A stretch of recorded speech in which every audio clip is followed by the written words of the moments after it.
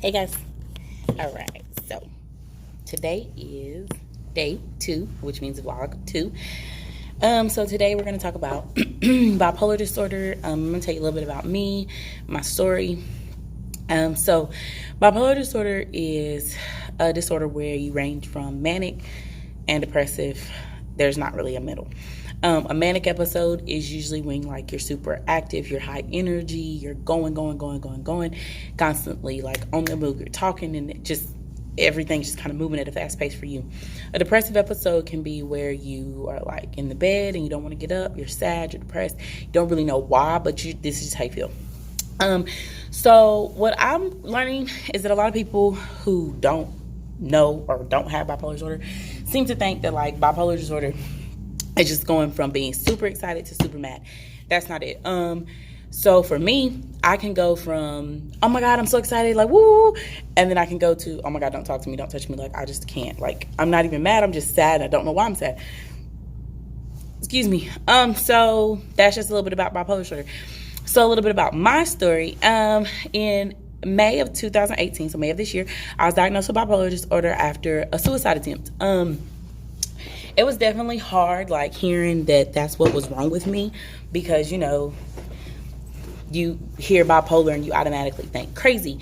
I have grown to learn, like, in the time that I've been dealing with this, that it doesn't mean you're crazy. It just means, like, in your brain doesn't process how everybody else's brain processes. So, one thing about about people who suffer from bipolar disorder is we are selfish people, and we don't mean to be selfish people, but we are. And it's not like you have some people who blatantly are just selfish, like they're just like, I don't really care.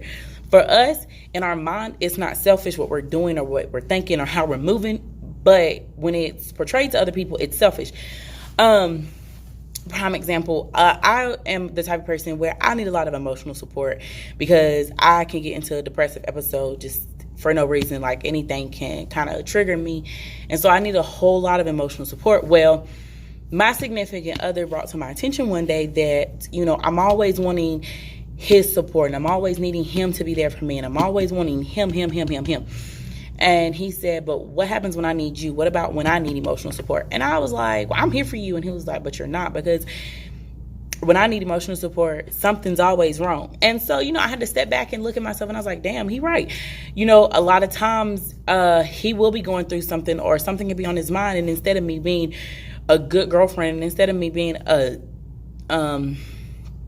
sensitive person, I guess you could say, and saying, hey babe, what's going on? Like, you know, what's on your mind? What's wrong? I'm more like, oh, well, let me tell you about what's going on with me.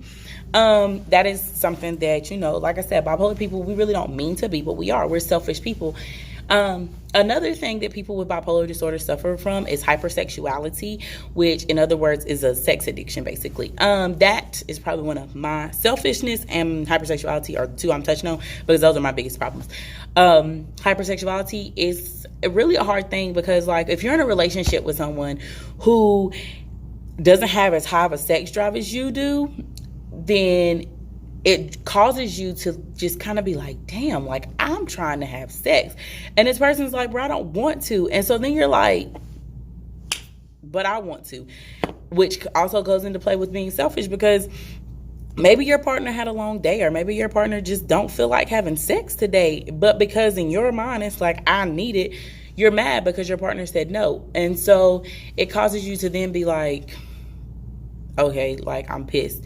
So now you're upset because you want to have sex. You're upset because your partner won't give you that sex. And then in some cases, it's like, all right, well, since you won't give it to me, I'm going to go get it somewhere else. And some people are like, well, I'm going to just masturbate. And so for me, masturbation has not, like, I can masturbate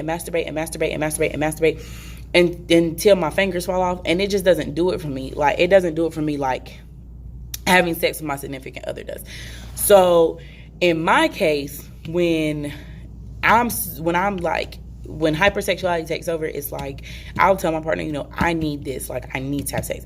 Most times we can come to the agreement that we do have sex, and sometimes he's like, no.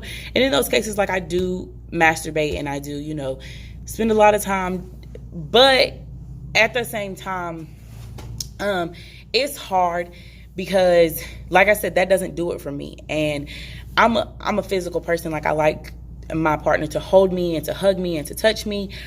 And so whenever he's telling me no, like, I'm upset because I'm like, you're my man. Like, why aren't you doing this? And then I'm not taking into consideration, like, maybe he just had a long day, or maybe he's got some stuff going on and he just needs a break.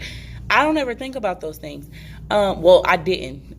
I've grown to begin to realize, like, sometimes my partner, he has things going on in his life that, like, he's such a strong person. Like, I love him to death because he's really a strong person. Like, in the midst of everything that has gone on with this bipolar situation, he has stuck by me. He has been there. He has helped me to get through it. He has helped me when I cried or when I was upset, when I was mad, when I was punching walls, when I was cutting myself. He has helped me through it all. And so I'm so grateful and I'm so blessed to have him.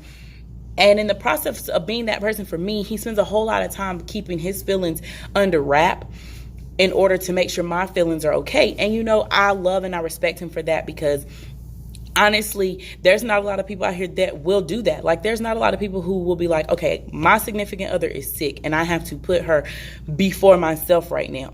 A lot of people are like, bro, I can't continue to put you before me. And even in the midst of everything that we've been through, and we have truly been through a lot, he has always put me first when it came to my feelings and when it came to, like, me expressing to him, okay, well, this is bothering me. And even if he was mad and even if we argued about it at first, later, I'll say within the day, something changes to where he's like, okay, let me make this change for her. So I'm super blessed. I have an amazing partner. But like I said, my partner spends a lot of his time keeping his feelings under wrap in order to make sure that I'm okay. And, you know, I really didn't realize it until recently when we had a conversation and he kind of was like, you know, you don't see it, but it could be something going on, and instead of me coming to you and saying, yo, Gay, this is what's up, I sit here and I listen to what you have to say, and I listen how your day at work was, and I listen to this, and I listen to that. And, you know, I was sitting there and I was like, dang, he's right. Like, he listens, and he's always listening. So, yeah, that is something that I definitely struggle with, is being selfish. But what I can say is I have made some progress. So, you know, what I've learned is, when it comes to bipolar disorder and it comes to, like, not being a selfish person, it comes to understanding other people's feelings, you kind of have to, like, fight for it. Like, I posted on my Facebook page the other day, a couple of days ago, I said, people with bipolar disorder have a hard time finding that middle ground. So, like, where some people can go from, I'm happy, to, I ain't really feeling it, but it's okay, like, I'm gonna make it work, to, bro, just leave me alone. Bipolar people don't have that middle. We have, oh my God, I'm happy, everything's great, I love you, let's be friends, to, yo, don't talk to me, I'm pissed off, or I'm sad, I'm depressed, I don't want that. And so it's a constant fight with our mind to find that middle ground, to be like, okay, you know what, you're just imagining this isn't really what you feel. So yeah, that's definitely a struggle. But what I wanted to say was, for people who do suffer with bipolar disorder, or any, like I said, any mental illness, and you you do suffer with the whole selfishness and trying to find that middle ground, understand that it is going to be hard, and it's a struggle, it's a battle every day to try to find a middle ground and try to find those boundaries and try to be that person that your significant other or your parent or your child or anybody needs you to be. For me, it's easy to be a mother because I honestly, I don't know what makes it easy, but for me, like, when it comes to my son's feelings and it comes to what my son needs, I'm there. Like, there's nothing that could even deter me from making sure my son's straight. But at the same time, when it comes to, like I said, my significant other, honestly, my family, a lot of times, and sometimes my friends, and understanding, like, you know, they got shit going on too, Gay, and you have to understand that while they want to be there for you and they want to be your backbone, they're people too, and they go through shit, you know. And I think that for me, that's been my hardest thing, is understanding, like, damn, you're selfish, Gabriela, because you always wanting to talk about what you're going through. You always want to talk about your feelings and how you feel. But what about everybody else? Like, they going through shit too, you know, like, they got things going on and they're struggling with insecurities, depression. They're struggling with being sad. They're struggling with their day-to-day lives. They're struggling with paying their bills and figuring out things like that. And so it's selfish when you are expecting them to just drop everything and be there for you. So I've had to like teach myself that, just because they're not there right when I need them to be there doesn't mean that they're not there for me. It just means at that moment in time, they can't be there. And I have to understand that. And I'm learning that there are some things that I go through that I really can handle and pull myself out of myself. I just have to learn to depend on myself and know that I'm strong enough to bring myself out. I do spend a lot of my time like, you're not here for me, to my significant other when he has other things going on. And I'm learning that that's not what that is. It's not that he's not there for me. It's not that he doesn't love me. It's not that I'm not like a factor in his life. It's that he has other factors in his life too that he has to take care of. He's a father and he has to take care of his kids. And I mean, who am I to tell him, I don't want you to do that because I need you to be here for me? And as I look back on it, I realize how truly selfish it is in me. So, two people who suffer, whether it's with mental illness or whether it's just with being selfish in general, understand that just because a person isn't there right when you call doesn't mean they're not there for you. If they've never let you down before, then don't automatically assume that this time when they're not there, they're just letting you down.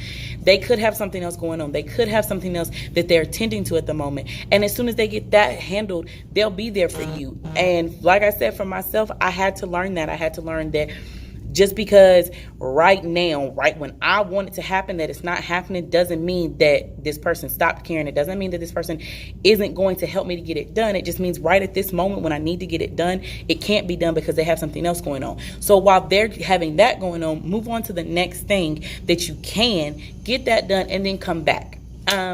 So yeah, that's just a piece of thing today. Like I said, I just wanted to give a little bit more insight about me and then, of course, give some advice.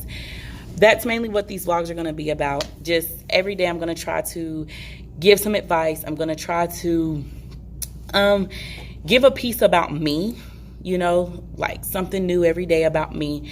Because in the process of these vlogs, I want you guys to know me, to learn me.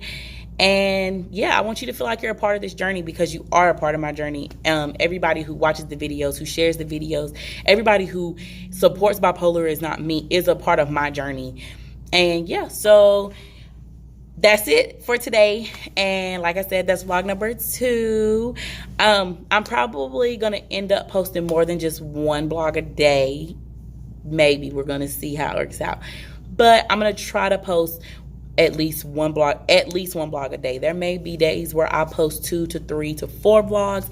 It may be days where I can only get this one quick vlog out to let you know, like, hey, what's going on with today, my piece of advice for today. But yeah, so that's it for today, guys, or for right now. So yeah, all right, peace out.